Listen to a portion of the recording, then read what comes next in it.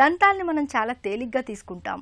సీసాల మూతలు తీయడం దగ్గర నుంచి బట్టలు చింపడం వరకు ప్రతి దానికి దంతాల్ని ఎడాపెడా వాడేస్తూ ఉంటాం. ఇలా తెలుసో తెలియకో మనం చేసే చిన్న చిన్న తప్పులే మన దంతాలకు శాపాలుగా మారుతున్నాయి. ఒక్కపొడి నమలడం, కూల్ డ్రింకుల్ని తాగడం, పొగ, మద్యం ఇలాంటి అలవాట్లన్నీ మన దంతాల్ని దెబ్బతీసేవే అంటారు డాక్టర్లు. దంతాలకు శాపంగా మారుతోన్న మన అలవాట్లేమిటో, దంతాల ఆరోగ్యం విషయంలో ఎలాంటి జాగ్రత్తలు తీసుకోవాలో డాక్టర్ని అడిగి ఇప్పుడు తెలుసుకుందాం.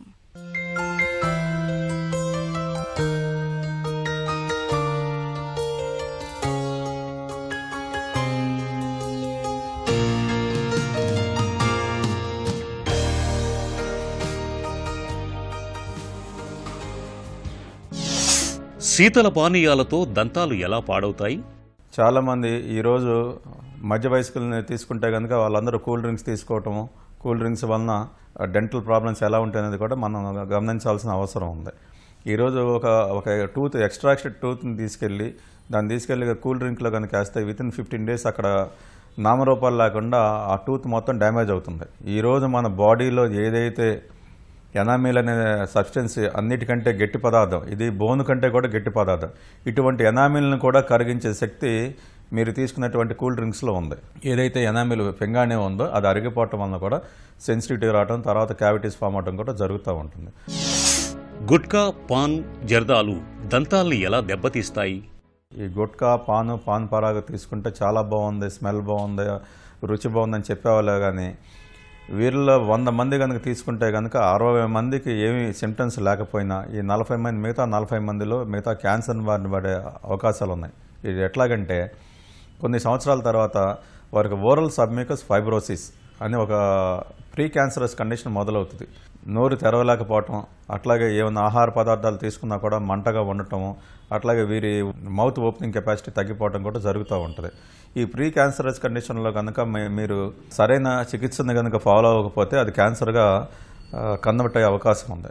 కనుక పాన్ పరాగు, పాన్ మసాలా వంటి అలవాట్లు లేకుండా చూసుకోవాల్సిన అవసరం ఎంతైనా ఉంది. సిగరెట్ పొగతో దంతాలకు, చిగుళ్లకు సమస్యలు పెరుగుతాయా? సిగరెట్ తాగటము మాకు టెన్షన్ ఉంటే కనుక మేము సిగరెట్లు తాగుతామని చెప్తూ ఉంటారు. వీరిని కనుక తీసుకుంటే నికోటిన్ ఎక్కడ డిపాజిట్ అవుతుంది? పళ్ళ వెనుక డిపాజిట్ అవుతుంది. వీరిని చూస్తే కనుక పళ్ళ వెనుక ఒక గారబట్టి ఉంటుంది. తర్వాత దీనివలన చిగుర్ల ప్రాబ్లం స్టార్ట్ అవుతుంది. తర్వాత హ్యాలిటోసిస్, బ్యాడ్ బ్రెత్, తర్వాత చిగుర్ల నుంచి రక్తం రావటము, పళ్ళు కదలటము, తర్వాత పళ్ళు ఊడిపోయే స్థాయి దాకా కూడా వెళ్తుంది. క్రానిక్ పెరిడాంటల్ కండిషన్ దాకా వెళ్తే తర్వాత పళ్ళు ఊడిపోవటం జరుగుతూ ఉంటుంది. ఆహారపు అలవాట్లు దంతాలపై ఎలాంటి ప్రభావం చూపిస్తాయి? ఎవరైతే ఆహార అలవాట్లో ఎక్కువ యాపిల్స్ లాంటివి తీసుకుంటే కనుక పళ్ళు శుభ్రంగా ఉంటాయి, ఆరోగ్యం బాగుంటుంది. అట్లాగే వెజిటబుల్స్, అట్లాగే ఫ్రూట్స్ ఎక్కువగా తీసుకోవాలని ఉంటుంది. ఈరోజు ఫుడ్ హ్యాబిట్స్ అన్నీ మారిపోయినాయి. చాలామంది చాక్లెట్స్ తింటాం, పర్టికులర్గా గర్ల్స్, చిన్నపిల్లలు ఈ చాక్లెట్స్ తిన్న తర్వాత అది చాక్లెట్ అనేది పదార్థం ఏదైతే తీపి పదార్థం ఉందో ఇది రాత్రిపూట తినటం వలన రాత్రంతా బ్యాక్టీరియల్ యాక్షన్ ఉండటం వలన తర్వాత క్యావిటీస్ ఫామ్ అవటం, తర్వాత ఈ ఏదైతే చిన్న రంధ్రాలను కనుక ఫిల్ చేయించుకోకపోతే అవి ఎక్కువ, తర్వాత పంటి నొప్పి రావటం వలన రూట్ కెనాల్ ట్రీట్మెంట్ చేయించుకోవటం, తర్వాత క్యాప్స్ చేయించుకోవటం, క్రౌన్ చేయించుకునే స్థితి దాకా వస్తూ ఉంది. ఇటువంటి ఆహారపు అలవాట్లు కూడా మనం కొన్ని నియంత్రించుకోవాల్సిన అవసరం ఉంది. తీపి పదార్థాలను తీసుకున్నప్పుడు తర్వాత ఇమీడియట్గా క్లీన్ చేసుకోవటం, తర్వాత రోజు 2 పూట్ల పళ్ళను శుభ్రం చేసుకోవటం ఎంతైనా అవసరం. కాఫీ, టీలతో దంతాలపై రంగు మారుతుందా? ఈ టీ, కాఫీల వలన కూడా కలర్, పంటి యొక్క రంగు మారే అవకాశం ఉంది. ఒక తెల్లగా మెరవాల్సిన పన్ను కొంచెం బ్రౌనిష్ స్టేజ్లో కూడా టింజ్ రావడానికి అవకాశం ఉంది.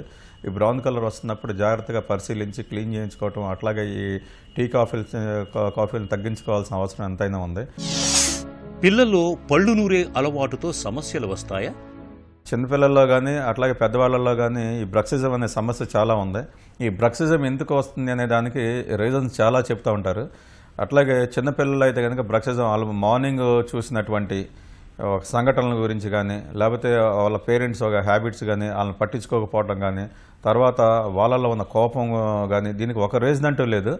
చిన్నపిల్లలు వచ్చేదాన్ని జనరల్గా ఆ వయసులోనే తగ్గించే అవకాశాలు ఉన్నాయి. అట్లా పెద్దవాళ్ళలో ఇది కంటిన్యూ అవుతూ ఉంటుంది. ఏదైతే పళ్ళు నూరటం కనుక ఎక్కువైతే కనుక పళ్ళన్నీ అరిగిపోవటం, తర్వాత ఎనామిల్ అంతా పోవటం, తర్వాత పళ్ళు డ్యామేజ్ అవకాశం ఉంది. కాబట్టి ఇనిషియల్ స్టేజెస్లోనే దీన్ని నైట్ గార్డ్స్ అనే అప్లయన్స్ ద్వారా దీన్ని సరి చేసుకునే అవకాశం ఉంది. పాల పళ్లకు ఎలాంటి సమస్యలు వచ్చే అవకాశం ఉంది? కొంతమంది పుట్టినప్పుడే పళ్ళు ఉంటాయి. ఆ పళ్ళు ఉన్నప్పుడు కనుక వారు మదర్ దగ్గర నుంచి పాలు తాగుతూ ఉంటే కనుక పళ్ళు మదర్ బ్రెస్ట్ని గుచ్చడం వలన కూడా కొన్నిసార్లు మదర్ ఇన్ఫెక్ట్ అయ్యే అవకాశం ఉంది. ఇటువంటి సమయంలో ఇనీషియల్ స్టేజ్లో పంది తీయాల్సిన అవసరం ఉంది.